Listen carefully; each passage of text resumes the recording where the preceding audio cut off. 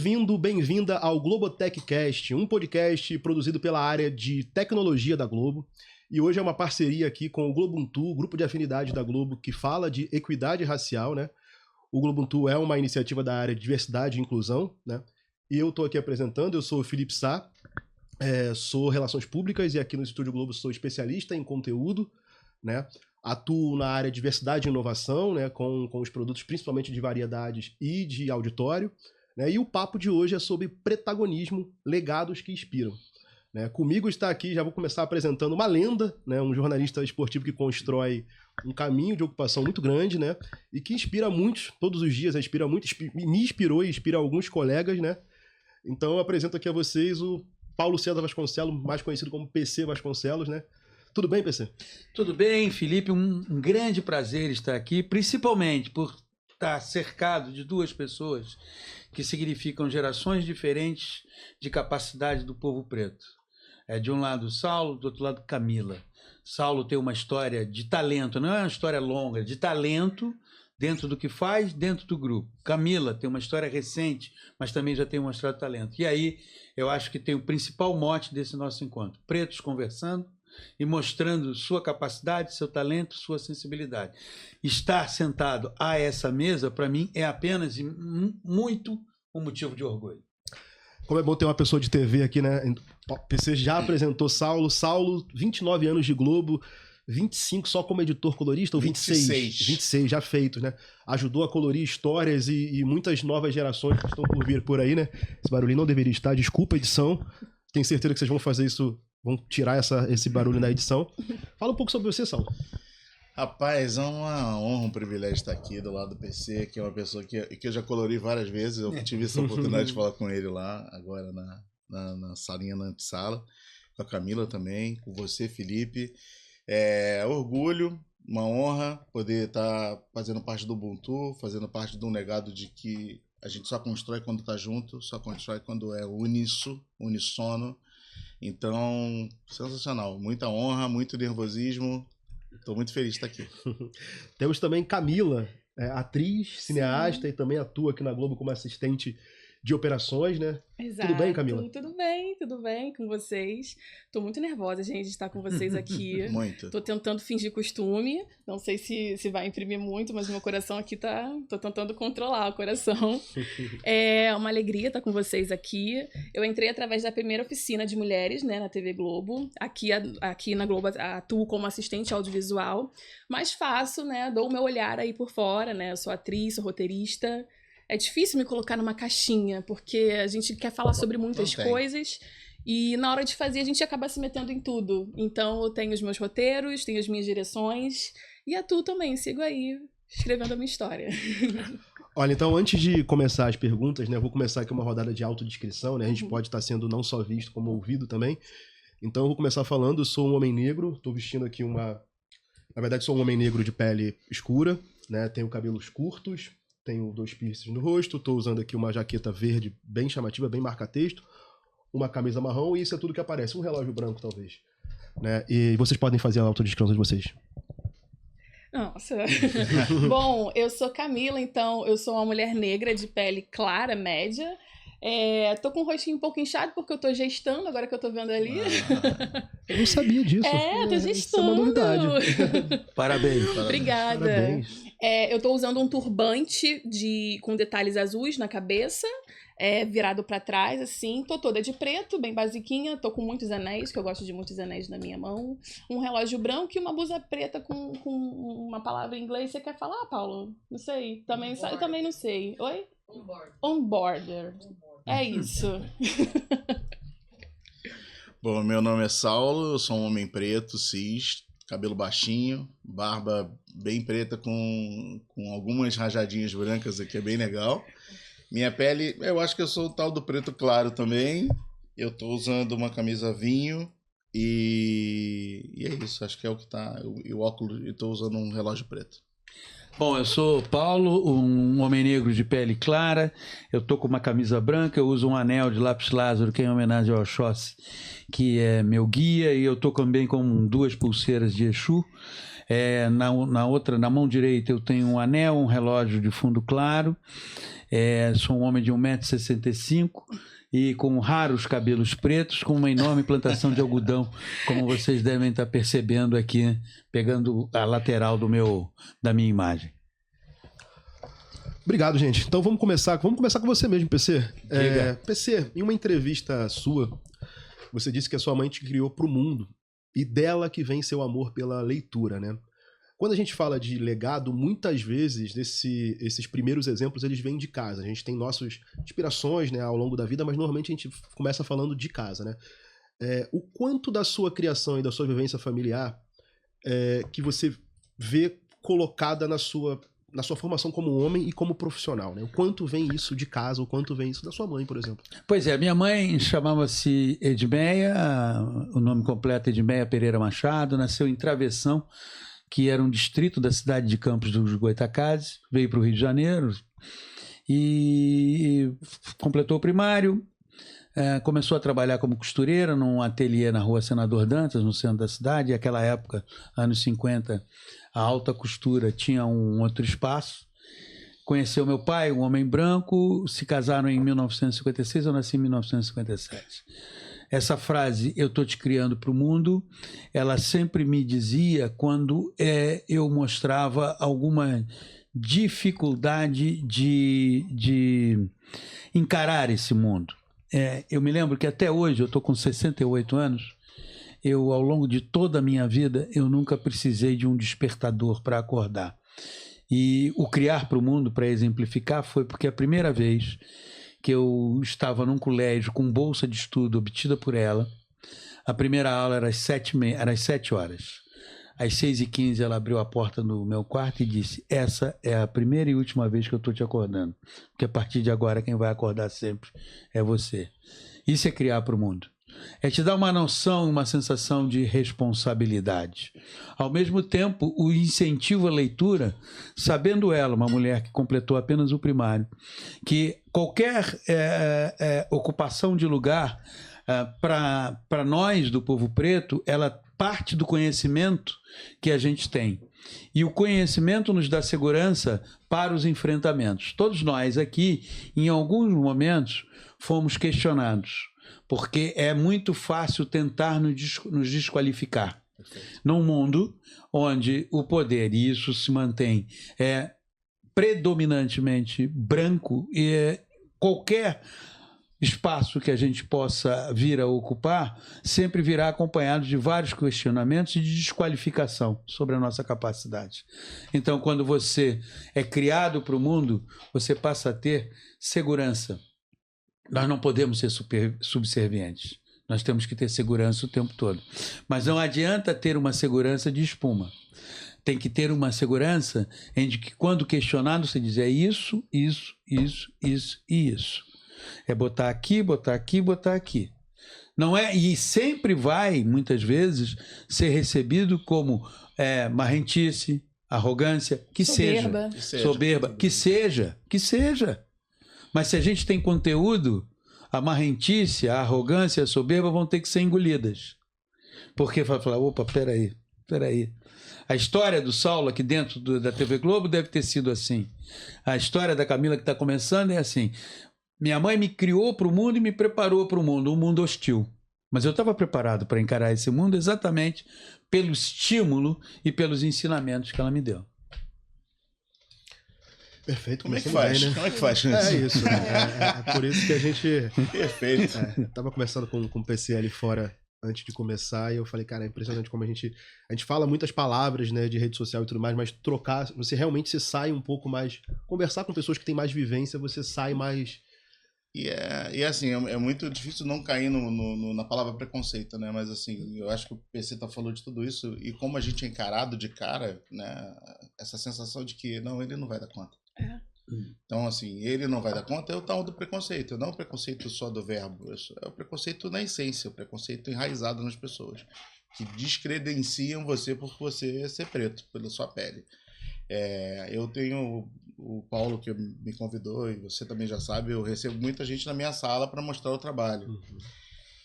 Eu me frustro muito com isso, mas eu tento passar por cima. toda vez que eles vão me apresentar, eles falam, olha, vocês vão conhecer o Saulo, o maior colorista do Brasil, não sei o que, bababá, eu vou lá apresentar um trabalho incrível, maneiro, mas toda vez que eu abro a porta, tem gente que olha e fala, é você que é o Saulo? Eu falei, sou eu que sou o Saulo. Mas isso sempre foi uma mola de propulsão para mim. Toda vez que eu sou encarado dessa forma, me dá uma vontade de mostrar um pouquinho mais. E aí talvez venha a tal da arrogância, talvez venha porque eu vou mostrar com uma vontade. E aí aquilo que é o cotidiano que eu faço mesmo, ó, a gente tratou a novela A assim, a B assim, isso aqui foi um efeito que nós fizemos aqui, eu vou fazer uma apresentação. Isso só me torna talvez mais forte, talvez um pouquinho melhor do que deveria, porque eu vou com mais vontade, vou com mais gana. Então sempre foi minha mola de propulsão, esse tal do preconceito aí.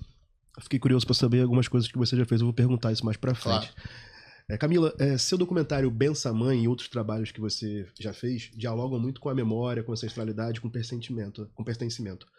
Como é que essas referências elas te atravessam a você e ao seu processo criativo enquanto uma artista negra? Então, eu acho que ninguém sabe para onde tá indo. É meio clichê que eu vou falar. Eu vou falar de muitos clichês. Mas assim, eu acho que ninguém sabe para onde tá indo sem saber de onde veio, né? E eu, como uma mulher de candomblé, de terreiro, eu já aprendi desde pequena a honrar os meus ancestrais, né? A nossa ancestralidade. Então, primeiro eu venho a aprender isso dentro do terreiro, fora de casa, né? A olhar para trás, a entender quem veio antes, a honrar quem veio antes. E aí eu trago isso para mim, para minha vida, para minha ancestralidade pessoal. Então, olhar para minha mãe, olhar para minha avó, para o meu pai e entender quais foram os medos, quais dificuldades eles tiveram, né? Será que tem a ver comigo? Será que essa insegurança que eu sinto hoje já não foi algo que aconteceu antes? Eu tento me preencher um pouco com essas perguntas de entender de onde eu vim. Eu até estava conversando com você sobre a Mangueira, eu já tinha pensado logo nisso, né? A minha avó é nascida e criada na Mangueira, e entender um pouco do passado dela, e a gente até entende um pouco das atitudes que as pessoas têm, me ajuda muito a entender quem eu sou e entrar e aterrar um pouco, porque eu acho que sua mãe fez perfeito, né? Ela te moldou em casa para te preparar porque ela já sabia o que você ia encarar. Sim, é muito difícil. Ela já sabia o que você ia encarar. Então, eu tô sempre tendo esse trabalho de olhar para trás, de saber o que os meus ancestrais pessoais mesmos me trazem, né? Para eu aterrar as minhas ideias e entender onde que eu sou. Porque o mundo, ele vai me atropelar. A tendência dele é me atropelar.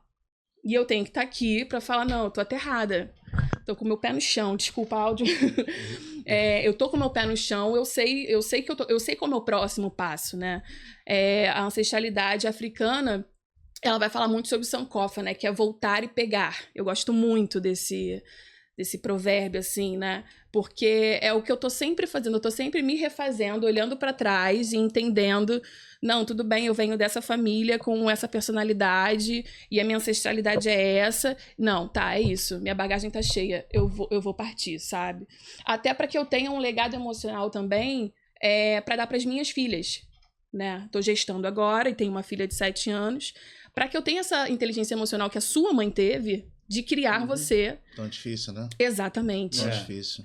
Que é difícil, não é tão simples assim. Não, é um valor maravilhoso. Desculpa me meter. Mas sim, assim, quando ele tava falando, eu imagino o sofrimento dessa mãe, porque no fundo ela quer dar colo. Nossa, eu mas ela tem que preparar o cara para seguir. Exato. É muito difícil. Exato. Eu lembro muito da minha mãe, antes de eu descobrir que eu poderia ser muitas outras coisas, quando eu tava só com um sonho de ser atriz na cabeça, a minha mãe falava, você tem certeza? É isso que você quer? Vai doer, hein? E eu, não, vai doer não, porque eu vou fazer acontecer. E aí você vai botando a cara no mundo, você abre a porta de casa, aí você olha e... Cadê os meus? Não tem os meus, calma, só tem eu aqui. Tá, mas eu vou assim mesmo. E aí você vai calçando, né, vai botando os pés no chão e entendendo. Então, assim, essas reflexões que eu faço, assim, eu não costumo ter uma resposta concreta para essas perguntas, né, de quem foram os meus ancestrais, mas eu acho que isso me ajuda muito a moldar a minha voz mesmo, sabe? O meu olhar nos meus trabalhos. E aí sai o Bença Mãe, que é um documentário que eu fiz da minha Yalorixá, que ela fala da trajetória dela e fala da trajetória da mãe de santo dela também, né? Que é a mãe Nitinha, que eu tenho Bença, né? Que já tá com os ancestrais. Então, eu acho que é isso, assim, a ancestralidade, ela sempre vai me carregar nesse lugar de eu tô aqui fora, eu tô no mundo, mas eu não esqueço de quem eu sou, sabe? Legal, você citou Mangueira. Saulo, você tem uma história muito simbólica, né? Você é um homem preto cria da Mangueira, né? Que cresceu na Globo e tá aqui há quase 3 décadas, né? Quase Muito 3 perto décadas. disso, 29 anos. 29 anos. E você tem dado essas cores aí que o Brasil tem visto há muito tempo na televisão brasileira, né? Eu queria entender qual é o seu maior legado como profissional enquanto um homem preto, né? E com tantos caminhos abertos para tantas pessoas, né, nessa profissão, nessa especificamente profissão, que queria que você falasse um pouco mais, inclusive, sobre qual é o seu papel, né, e qual esse maior legado que você tem de trazer, de inspirar pessoas, inclusive sua filha que está aqui com a gente agora, né, fazendo Meu amorzinho. Esse disclaimer. Então, foi muito legal conversar com a Mira, com o PC antes também, porque a gente entende como é importante essa origem, né? E aí eu quero começar lá na Mangueira. Na Mangueira, o Saulo era um garoto, como qualquer outro garoto, mas que queria encontrar o lugar dele no mundo. Então eu fui coroinha, fui catequista de igreja, fui do teatro da Mangueira, fui do grupo de fantoche, fui de banda, fui de vários movimentos negros dentro da Mangueira enquanto eu estava trabalhando lá, enquanto eu estava morando lá. Estudei no Colégio Municipal, no Marechal Trompovski, no Nilo Peçanha, onde eu construí com certeza o meu caráter. E aí fui estudar no Liceu de Artes e Ofícios, Sociedade de Propagadores de Belas Artes. Isso foi uma bênção, que aí a Globo entra na minha vida, quando meu pai veio trabalhar na Globo. E aí eu consegui uma bolsa de estudos lá. Estudei eletrônica, fui trabalhar consertando celular, que foi uma outra coisa uma porta que, caraca, ninguém consertava celular no Rio de Janeiro. E aí eu fui ser técnico de eletrônica, consertando celular, gerente, dono de loja. Aí a Globo me chamou, eu vim pra cá. E aí comecei como operador de vídeo, depois eu fiz a edição, depois eu fiz a avaliação e depois eu conheci uma outra função que também ninguém conhecia, que é o que você quer chegar, que é o colorista, que nem existia o nome. Chamava de VNR na Globo. Era um equipamento que corrigia a cor. E a gente teve que trabalhar muito para conseguir colocar esse equipamento para funcionar mesmo, porque as pessoas não sabiam o que ele fazia, então não tinha serventia nenhuma. A gente consertava, na época, o vídeo show, que tinha um monte de imagem de arquivo. Então as imagens eram deterioradas pelo arquivamento e a gente tratava, tirava a cor. Se tivesse muito azul, muito escuro, muito claro, a gente tratava para ficar equilibrado. Até 1997, que a gente fez a primeira novela, Força de um Desejo. E 97 é exatamente o ano um ano depois que eu entrei, então eu estava na porta o dia que eles começaram a trabalhar nela, 99 foi Força do Desejo. Quando abriram o DVNR eu estava na porta vendo, muito apaixonado por tecnologia, sempre. E aí em 99 eu entrei, e aí por isso 26 anos de correção de cor, eu entrei em 96 na Globo e em 99 eu já estava colorizando. E ajudei a desenvolver uma ferramenta, ajudei a desenvolver um departamento, né? E hoje a gente tem 6 ilhas, 15 profissionais, eu já fui supervisor, já teve uma época que eu fui coordenador da equipe, não é minha praia, definitivamente. Eu sou artista, né? Não é PC. E aí eu tô já há 26 anos e acho que como maior legado é o que você falou. Eu levo muito a sério assim, isso. Tem um monte de jovem hoje que vem falar para mim que eu sou uma referência. Eles trabalham comigo, são os assistentes de pós, editores, os coloristas que estão lá, as pessoas que eu formei. Eu sempre tive essa oportunidade e acho que a facilidade de transmitir conhecimento, então eu nunca neguei. Eu acho que quem nega conhecimento é uma pessoa muito ruim, assim, porque tudo que eu precisei na minha vida foi oportunidade. E se eu não tivesse tido as pessoas certas para me dar oportunidade, Juarez Argolo, o Birajara Dias, Edson Mello, Lisboa, Luiz Santos, Cícero, Barreira, pessoas que acreditaram em mim. Eu estou falando, tem muita gente, óbvio que tem muita gente que está faltando. Os diretores que acreditaram em mim também. Sem oportunidade a gente não chega em lugar nenhum. Então, se você pega E aí eu tô falando para todo mundo de verdade. Você pega um menino preto, uma menina preta, com vontade de fazer, querendo fazer, dá oportunidade para eles, dá oportunidade pra gente, deixa a gente mostrar, deixa a gente jogar, sabe? Escala a gente. Então, hoje o meu legado muito tá ligado nisso. Primeiro, de tentar formar o máximo de pessoas negras que eu puder fazer, que eu puder formar, e eu levo isso muito a sério. Hoje eu tenho uma colorista preta que trabalha na minha equipe, que está treinando comigo. Tenho coloristas negros que eu já ensinei, que eu já ajudei. E assim, não tem uma diferenciação, tá? Eu treinei inúmeros coloristas, e a maioria deles até é branco. Mas eu tenho isso como vocação de manter essa porta. Eu abri um pouquinho, eu tenho certeza que eu empurrei essa porta um pouquinho. Essa porta não estava totalmente aberta quando eu entrei, não está ainda. Ela deve estar ali um quarto, um quinto. Mas eu vou firmar meu pé nesse batente, porque ela não vai fechar. Eu acho que o meu legado é esse. É deixar a porta aberta, pelo menos até onde eu conseguir levar. Até onde eu conseguir empurrar. E olha assim, não... Tem muitas camadas. Eu vou passar para o PC. Você trouxe um gancho que eu acho legal para o PC falar. PC, você diz que o jornalismo é um ato de empatia, né? E que ele se exige muito importar com o outro, né? Não apenas com o próprio nome. Queria que você dissesse pra gente, depois de quase 50 anos de profissão. Sim, 49. É muita coisa. Muita coisa. Eu tenho 50 de idade. Eu tenho 35 anos de idade. Eu tô com 68. Então, Caraca, bicho. Atravessando aí o jornalismo impresso, o rádio, a TV, você acha que essa visão, eu particularmente acho que essa visão ainda é mais atual para os dias de hoje. E eu queria entender como é que essa empatia se traduz no dia a dia, né? Especialmente num ambiente que ele é competitivo. Sim. A gente tem hoje as redes sociais também ali dialogando com o jornalismo profissional. Queria que você falasse pra gente desses caminhos que você atravessou nos últimos 50 anos. Quando eu iniciei, havia uma máxima de que jornalista não era notícia. Essa máxima já deixou de vigorar há muito tempo. O jornalista também transformou-se numa notícia. Agora, havia outra, e eu acho que essa tem que ser uma obsessão.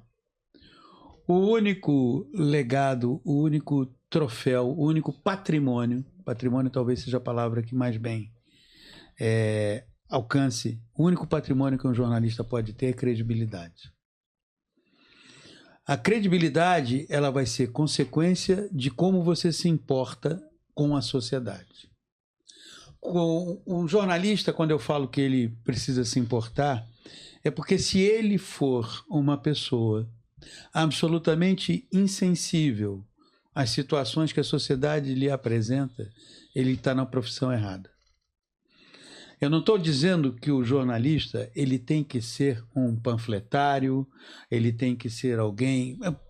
Há espaço para qualquer tipo de ação dentro do jornalismo. Mas quando ele se importa e quando ele tem como objetivo sempre manter a sua credibilidade, ele vai fazer um jornalismo decente. O jornalismo indecente é aquele que não se importa com o que acontece na sociedade. Esse jornalismo também não está preocupado com a sua credibilidade. Nos dias atuais, muitas vezes, quer se fazer barulho sem se medir a consequência. Uma das coisas que eu aprendi no jornalismo é que você sempre tem que estar preocupado com o dia seguinte. Então, muitas vezes, o que é alguém falar alguma coisa e no dia seguinte aquela coisa desapareceu. Então, aquilo não tinha essa relevância que você quis dar ao que você noticiou. Por que eu acho interessante que cada vez mais pessoas do povo preto estejam presentes em várias atividades, mas vamos falar do jornalismo? Porque do povo preto você traz a sensibilidade. Saulo morou na Mangueira. Quem puder, dá uma viajada pelo Google e vai ver uma foto de 1976 em que nada mais, nada menos do que Angenor de Oliveira Cartola está sentado no meio da rua, do lado dele tem um Opala da PM. Por que o Cartola sentou no meio da rua? Porque o Cartola não aguentava mais que toda semana tinha uma batida da polícia no Palácio do Samba, onde tinha uma roda de samba. Se você não vive aquilo, você não traz essa sensibilidade. Se você não tem essa sensibilidade, você não se importa. Então, é necessário que o jornalismo tenha cada vez mais pessoas que tenham vivenciado situações que vão levá-la a se importar com o que acontece. Eu vou contar uma história minha. Eu sou filho de uma mulher preta com um homem branco. Eu sou filho de um Brasil que não existe mais. Porque essa mulher preta, que era costureira, esse homem branco, que era um auxiliar de escritório, quando eu nasci na rua Carlos Góes, no Leblon, na quadra da praia. Esse Brasil não existe. Já deixou de existir há muito tempo. E depois eu fui morar na Gávea, na rua Major Rubens Vaz. Eu já trabalhava. Em 1978, eu namorava uma moça que morava em Cascadura, na rua Silva Gomes, e ela me deixou na Praça do Jockey e tinha me dado um presente. Eu desci, era 1h da manhã. Quando eu começo a atravessar a Praça do Jockey em direção a Major Rubens Vaz, vem um camburão, naquela época era chamado de camburão, era preto e branco, né? Tinha aquela caçamba atrás e tudo. O camburão passa, a rua Major Rubens Vaz ficava a 15ª DP, fica lá, tá lá até hoje. Eu entro na rua e o camburão entra, e ele tá vendo aquele homem preto, jovem preto. À época eu tinha inclusive aquele cabelo Black Power, e o camburão vem vindo. Até que tem uma hora que o camburão não resiste, porque eu continuei andando, não corri, não fiz nada. E aí, quando eu estou chegando no portão da casa onde eu morava, o camburão fala: para aí! Eu parei. Onde é que você está indo? Eu falei: eu moro aqui. No que eu falo, eu moro aqui, acende uma luz na minha casa. Tu mora aí mesmo? Eu moro aqui. O que está carregando nesse pacote? Eu falei: um presente que eu ganhei. E aí a porta da minha casa abre, surge a figura do meu pai, um homem gaúcho, branco, de olho azul, estava de pijama, e pergunta: o que está acontecendo? Voz, nada. Ele está dizendo que mora aí. Não, ele mora aqui e é meu filho. Algum problema? Não, tá tudo bem. Eu trouxe essa vivência para o jornalismo. Isso é uma coisa de se importar. Porque aquilo que eu vivi ali só não teve mais consequências porque veio um homem branco, que era o meu pai. Legitimado. E aí, quando olharam, e meu pai era um homem branco gaúcho, então era cabelo claro, olho azul, aquela fisionomia descendente de alemães. Ele é Brum, meu pai. Minha mãe é Pereira Machado, meu pai é Brum Vasconcelos. Então, ali houve não, boa noite, boa noite. Mas isso me levou a pensar o quê? E se fosse um pai preto? Primeiro, e se esse pai preto, até pelas situações já vividas anteriormente, já saísse armado, né? Dizendo que é o problema. Aí, não, peraí, tá nervoso? Essas importações, esse se importar, eu levei para a profissão. E essa profissão, mais do que nunca no Brasil de hoje, ela precisa de gente que se importe. Ela precisa de gente que ouça menos pessoas de terno e gravata, homens brancos, e vá olhar mais para a sociedade de uma maneira mais sensibilizada. A gente ouve permanentemente homens brancos de terno. Ok, eles são autoridades, mas a gente está deixando em segundo plano a nossa sensibilidade e capacidade de observar o que a situação está te mostrando. Então, jornalismo para mim é isso. E por eu me importar, eu construí a carreira que eu construí. Não fiquei rico, não sou milionário e acho que nunca trabalhei para isso. Mas tenho como meu principal patrimônio a credibilidade. Se falo, não é para ser contestado depois. E esse tem que ser o objetivo do jornalista. Não adianta eu ficar me desmentindo. Ou não adianta eu falar alguma coisa que vai provocar uma sequência absurda de likes e no dia seguinte Dizer que não é nada disso. Não é nada disso. Então, o se importar é isso. Essa é uma profissão essencial para o funcionamento da sociedade. Muitas vezes eu observo que as pessoas que exercem essa profissão, elas não estão muito preocupadas com o funcionamento da sociedade. Elas estão muito mais preocupadas com os ganhos individuais que elas podem ter. E essa profissão, ela é termômetro da sociedade. E para ela ser termômetro da sociedade, ela tem que se importar. Senão você está na profissão errada. Porque eu sempre digo, médicos têm a capacidade de salvar vidas. Jornalistas têm a capacidade de assassinar reputações. E uma reputação assassinada de maneira injusta, você nunca mais recupera. Por isso a responsabilidade no exercício correto de busca permanente da credibilidade nessa profissão. E você só vai fazer isso se você se importar. Uau! Eu já era fã, como é que faz? Meu Deus! Privilegiado sou eu que tenho o WhatsApp dessa referência. Vamos trocar Vamos depois. trocar aqui depois. Mandar foto pra ele, agora eu já vou ver. Exatamente. Camila, você também esteve envolvida em projetos que unem arte, tecnologia, saúde mental, né, como o Codificar, né? E recentemente você participou de uma oficina aqui dentro da tecnologia da Globo, né? Sim. Como tem sido para você ocupar esses espaços que historicamente foram pouco acessíveis às mulheres negras, né? No espaço de tecnologia no Brasil como um todo, né? A gente também faz muito recorte empresa, mas é legal também falar a empresa ela é o país, né? Então a gente está aqui, né? A gente está fazendo um movimento para que a gente até vá numa contramão do que é o país. E o que você acredita que ainda pode mudar para que esse movimento seja ainda mais amplo? Muito legal você estar falando isso, porque eu acho que a iniciativa da Globo de fazer a primeira oficina de mulheres na tecnologia é um reflexo do que a sociedade vem mostrando, né? A sociedade está querendo colocar mais pessoas pretas e mais mulheres para preencher esses espaços. Agora, eu não vou mentir, assim, eu acho bem desafiador. Eu não vou romantizar e falar que, nossa, é muito legal. É muito legal, mas eu acho que tem um outro lado também que era isso que você falou no início da nossa conversa, de você entender o seu lugar e sustentar, né? Então, são lugares que, a princípio, não eram preenchidos por mulheres pretas, né? Por mulheres. Por mulheres, exatamente.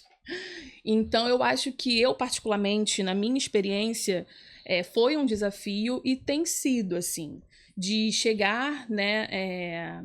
E eu particularmente, eu estava muito numa bolha, né? Antes de entrar na Globo, na minha bolha de pessoas que têm as mesmas ideias e as mesmas intenções. E aí, quando você fura essa bolha e quando você percebe um pouco que você precisa ter uma certa postura no que você vai falar, uma postura, uma responsabilidade, né? Como você falou, em como você vai mostrar esse trabalho. E eu acho que, puxando um pouquinho para Codificar, né, que é uma ONG que vai tratar de arte, tecnologia e saúde mental para jovens de periferia, eu acho que a saúde mental é uma coisa que, principalmente para as pessoas pretas, ela precisa estar muito na nossa base, né? E eu vejo muito isso porque tem pessoas que tiveram muito essa base em casa, né, como o PC falou, de já sair de casa com esse entendimento, mas tem muitas pessoas que eu vejo, mulheres pretas e homens pretos também, que às vezes não têm essa base da saúde mental, né? Então, a Codificar é uma ONG que eu tive muito prazer, queria até mandar um beijo para a Isabela Passos e para a Camila Wondorf, porque são as fundadoras e me chamaram para produzir essa primeira edição da Codificar, porque a gente precisa preparar esses jovens para furarem as suas bolhas, né? A gente fala muito sobre empoderamento. Como que a gente constrói esse empoderamento interno? Porque a gente está num espaço, né, uns 5 anos, que a gente fala muito sobre o preto pegar esse lugar, né, se empoderar. E eu, particularmente, eu tive um pouco de dificuldade nisso, porque é muito fácil você abrir o seu Instagram e você compartilhar algo sobre o Novembro Negro, é muito fácil você falar sobre a importância do dia 20, da consciência negra, mas e aí, quando você está num espaço de branco? Como que você se comporta? É aí que você vai ver que você está se empoderando. É muito fácil você se empoderar quando a gente está aqui entre nossos semelhantes, né? E eu, particularmente, eu tive essa dificuldade de sustentar mesmo. Não, Camila, é isso, assim. Lembra... Sankofa, né? Como sempre. Lembra de quem você é, volta e pega, né? Então, acho que o Edificar teve uma importância muito grande, até eu produzindo, vendo esses jovens, as demandas que esses jovens traziam também. Foi um trabalho interno, para eu lembrar da Camila adolescente também, as questões que a Camila adolescente tinha, né? E é isso, assim, eu acho que... E aí, falando particularmente aqui da Globo, né, eu participei da primeira oficina de mulheres. A Globo já tem um trabalho de oficinas aqui, né, já é comum da casa, mas no ano passado eles tiveram a proatividade de fazer a primeira oficina só de mulheres. Então, eu acho que foi uma super responsabilidade, mas é um desafio e a gente não pode deixar de falar do desafio, que é você se entender nesse lugar e sustentar mesmo, sabe?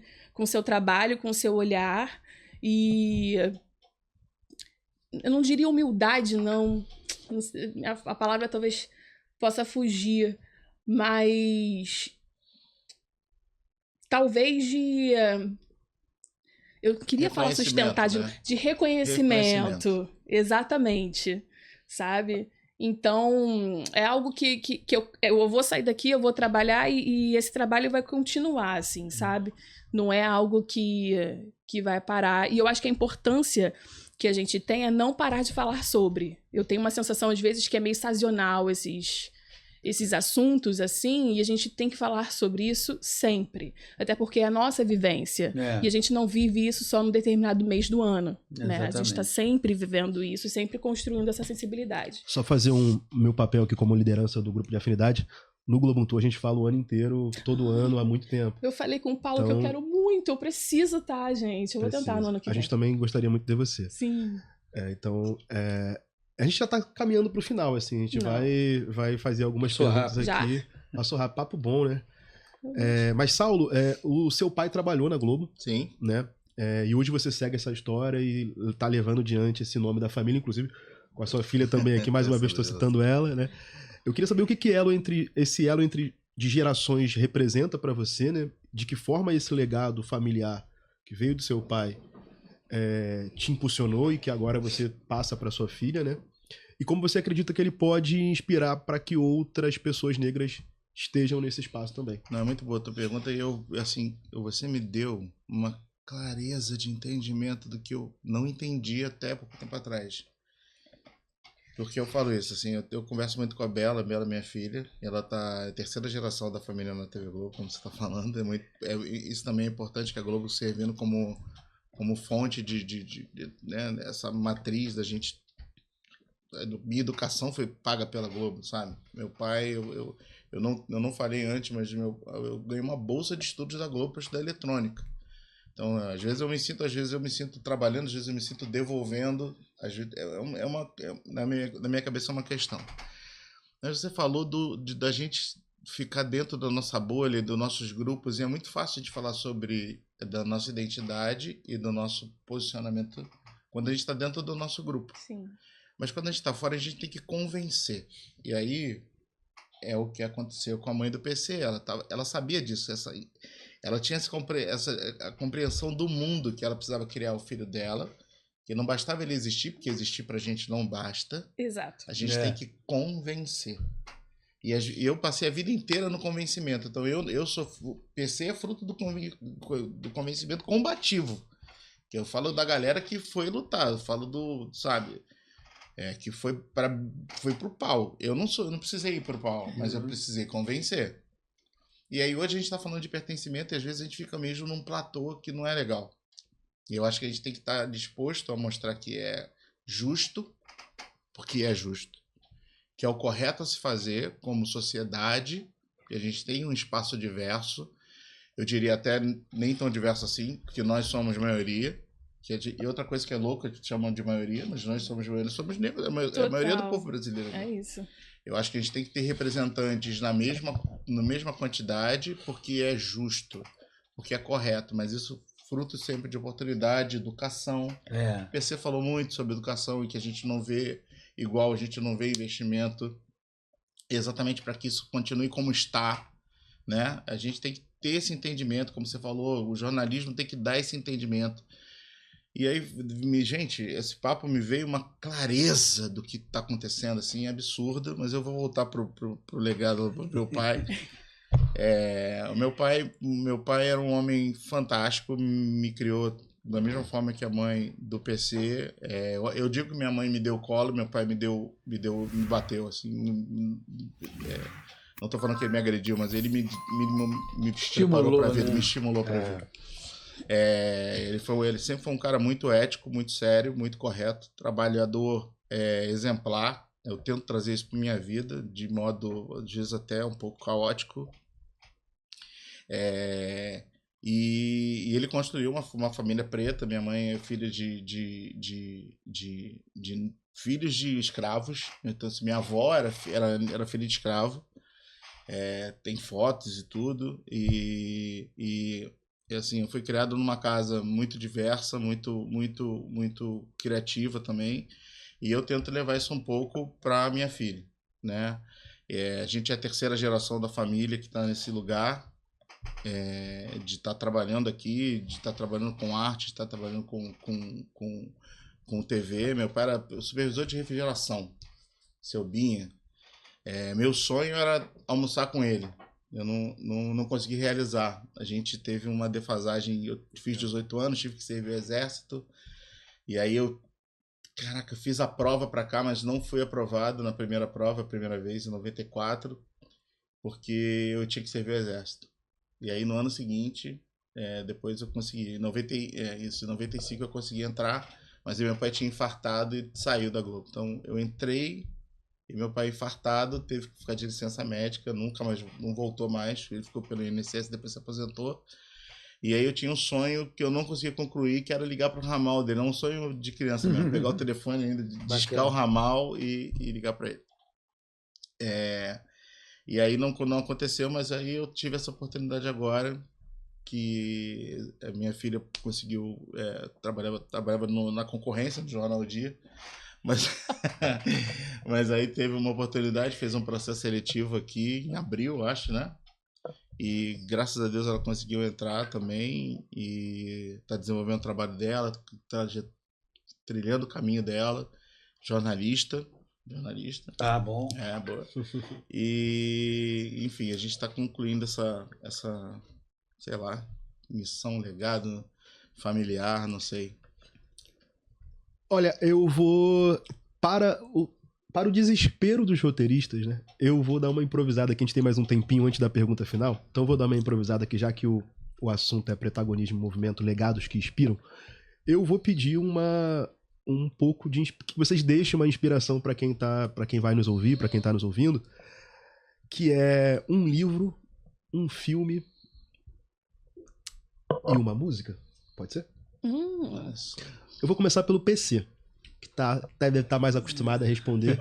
Então a gente, para ter aqui deixar de legado para as pessoas, né, lerem, escutarem, para além desse papo, né, para que esse papo ele perdure com algo que, por exemplo, movimentou a vida de vocês, um filme, um livro e uma música. Totalmente improviso, tá, Paulo Tespes? Primeiro, assim, a gente está se encaminhando para o encerramento. Eu acho que a gente não pode perder de perspectiva de que espaço ocupado é espaço ampliado. Isso a gente não pode... Isso é inegociável. Tá? Como disse Camila, a gente não pode mais andar para trás. Espaço ocupado é espaço ampliado. Quanto a um livro, muita gente já deve ter lido, mas eu gosto de ler e de reler o da Djamila Ribeiro, Pequeno Manual Antirracista. Filme, eu vou voltar muito, muito no tempo, mas eu acho que foi um dos maiores atores que eu vi, chamado Sidney Poitier, Adivinhe Quem Vem para Jantar. E uma música, Dona Ivone Lara, Um Sorriso Negro, Um Abraço Negro, Traz Felicidade. É isso. Eu vou com Camila agora, eu sei que o Saulo tá pensando ainda. Vamos lá, Camila. Então, livro, eu não tenho dificuldade nenhuma de pensar, que é Um Defeito de Cor, da Ana Maria Gonçalves. É um livro que, eu falo, ele só tem tamanho, pelo amor de Deus, é um livro super gostoso de ler. E falam muito sobre o voltar e pegar também, que a gente falou aqui. A música, eu vou citar Macumbeira, da Jessica Ellen, que eu amo demais essa música. Jéssica, pra quem não sabe, acho que todo mundo sabe, né? Uhum. Que ela é atriz, mas ela tem a sua carreira, a sua trajetória musical. E filme. Eu queria muito falar um filme antigo e clássico, mas eu vou falar Mulher Rei. Por quê? É um filme que vai falar sobre a ancestralidade feminina. E esse filme me pega muito porque fala sobre a trajetória de uma mulher que tem seus percalços com a sua filha. E esse encontro me tocou demais, assim. Eu queria ir para um clássico do cinema, mas eu vou para um blockbuster mesmo. E eu acho que Mulher Rei tem sua importância, e com Viola, né, gente? Viola de protagonista. Então, essa é a minha retirada. Então, esse cara que está conversando com vocês aqui lê muito, mas lê muito livro técnico. E eu não vou me arriscar em falar, mas eu vou falar do livro que eu dei para minha filha.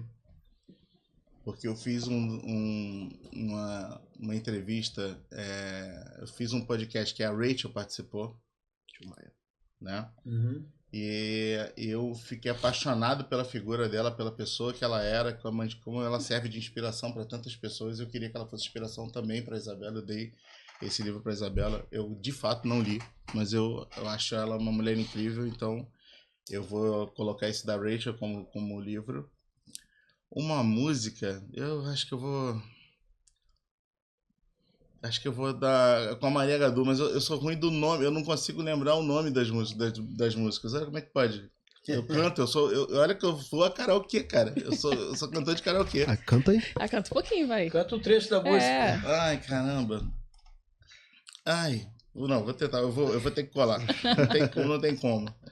E como filme, eu vou no clássico aqui, eu vou em que eu sou apaixonado pela série, e eu amo o filme, o primeiro filme, que é O Auto da Compadecida. Eu acho que aquilo é muito bom. É a obra brasileira mais surrealista, mais incrível que existe.